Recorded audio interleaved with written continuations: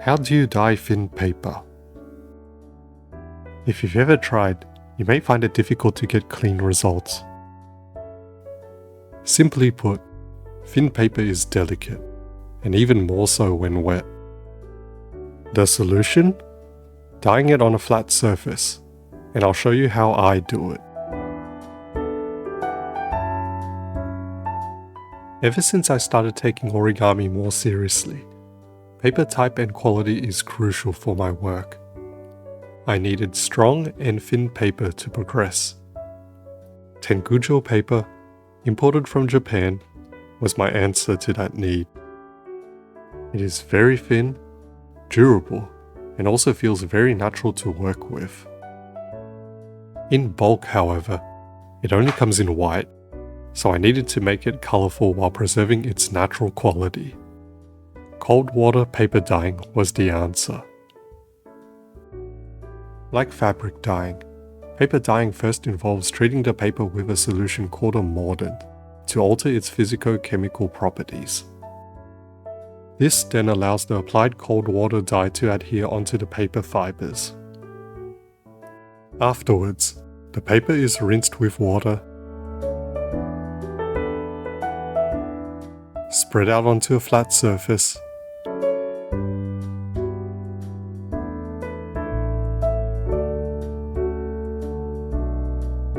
and treated with a sizing agent to protect it and make it stiffer for work.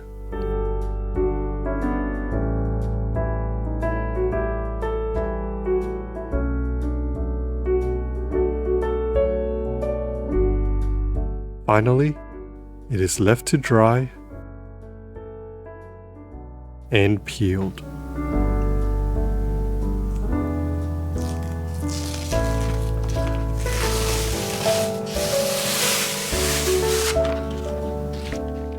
All of this works great for thicker paper.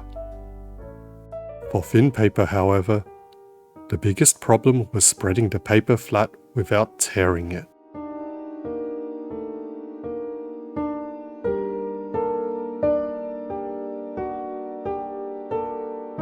After much trial and error, the best method I've found was to do the whole dyeing process on a flat surface.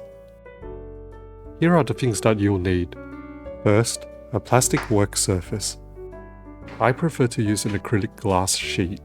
The paper sticks to it well while drying, and it is also easier to peel off once finished. You can also use laminated cardboard. Taped down disposable painting drop sheets are also another larger and flexible option. Both of these surfaces are usually made from polyethylene terephthalate. You can also use smooth PVC, ABS, and polystyrene surfaces too. Finally, be sure not to use polypropylene surfaces, even when smooth. It is more chemically resistant than other plastics, and your sheets won't stick to it properly while drying. Next are your cold water dyes. I use Miyakozome cold dye oil, also imported from Japan. These were prepared concentrated according to manufacturer instructions in convenient squeeze bottles.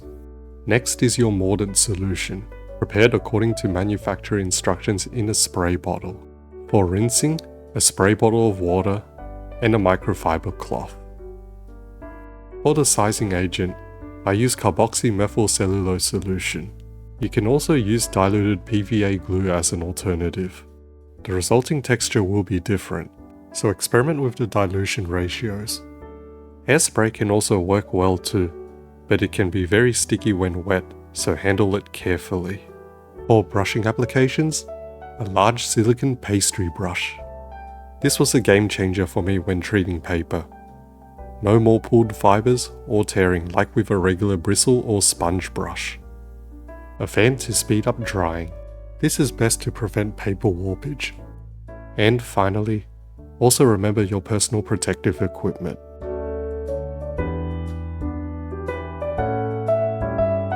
With that, we can begin. First, lay out your paper on your work surface and moisten it with sprays of your mordant solution. Let it sit for the recommended time according to the manufacturer instructions. For me, that's 10 to 20 minutes. The paper will warp, but it is not a problem at this stage. If you're doing this in a warm and dry environment, be sure to moisten the paper occasionally with sprays of water. Next, carefully soak up any excess mordant solution with a microfiber cloth. Now, we can apply our dyes, and you can do this however you like. The choice is all yours. Because the paper is so thin, some colors will appear very light, but they can be viewed more clearly at an angle. Also remember to be mindful about the amount of dye you apply. Too much, and your paper will warp and change the effects that you're after. Depending on the dye brand, you may be able to mix primary dye colors to make secondary colors. These primary colors are usually cyan, magenta, and yellow. However, this might not work all the time, depending on the results that you're looking for. I've found this to be the case for the Miyako Zome dyes that I use. There always seems to be color separation whenever I use secondary colors mixed from their primary colors. Some of the mixes can also crystallize shortly after preparing them together, which can be a small hassle to redissolve or remove. I can only guess, but there's probably some other chemistry present in their secondary color range, and I find them to be much more consistent and stable for convenience.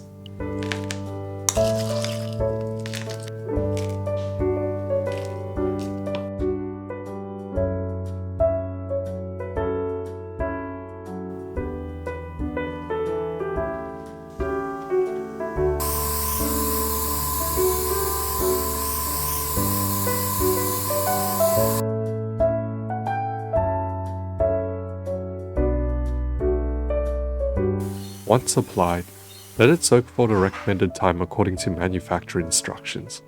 For me, that's another 20 minutes. Also remember to keep your paper moist during this time for the dye to work.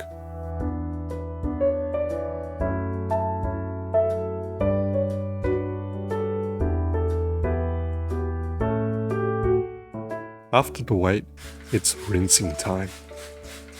Spray water onto your sheets until it is just saturated, and use the microfiber cloth to soak up the excess dye.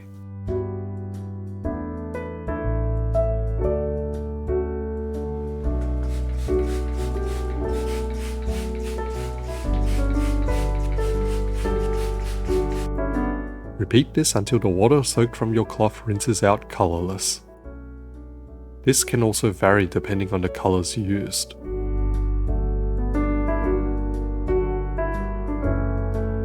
On your last rinsing, remember to keep your paper taut to your work surface. This is now crucial for smooth end results. You can also do other color treatments after a few rinses too, like bleaching for faded patterns. Give some extra time for your treatment to work if needed, and rinse again. Next, it's treating the moist paper with your sizing agent. I usually just spoon my carboxymethylcellulose solution onto the sheets before spreading it out. The amount varies and is also based on preferences for how crispy you want your paper to be. It's best to work your way outwards from the center to avoid pulling the edges. You also feel like a fine pastry chef when doing this. Next, set up your fan and leave your paper until it's dried.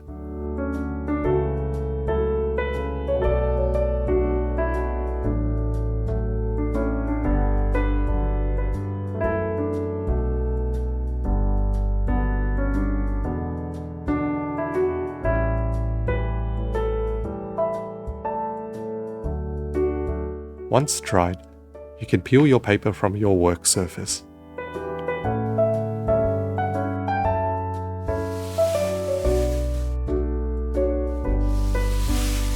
And that's the end of the dyeing process.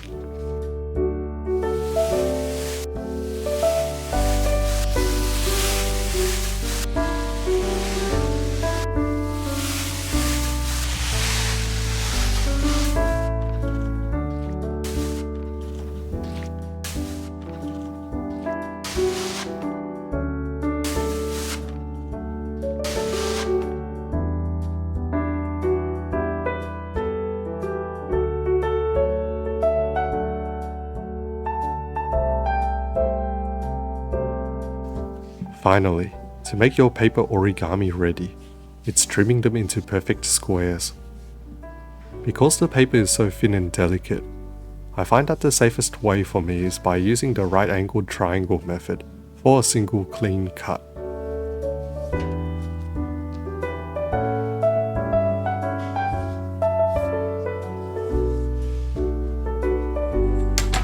To help with the clean cut, use a rotary cutter.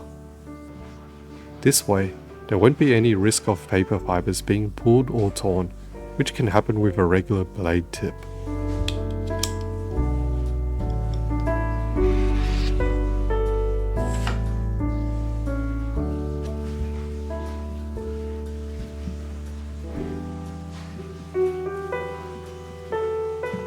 And with that, you have thin dyed square papers ready for your next complex origami models.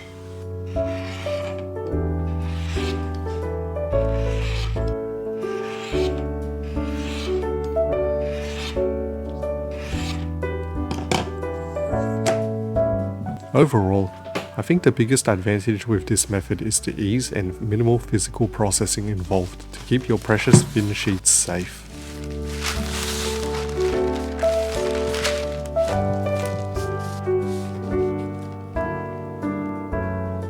What do you think?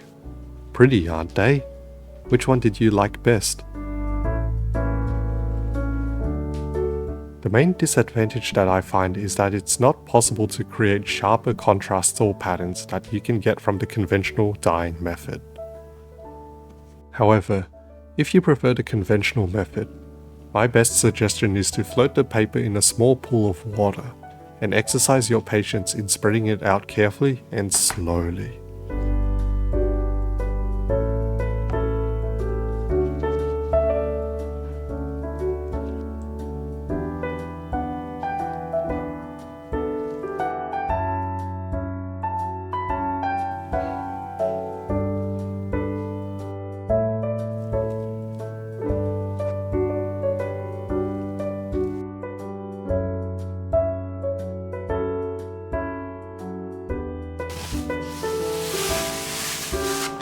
And I can certainly say that the end results are still worth the effort. At the end of the day, it all comes down to your personal preferences and paper purpose.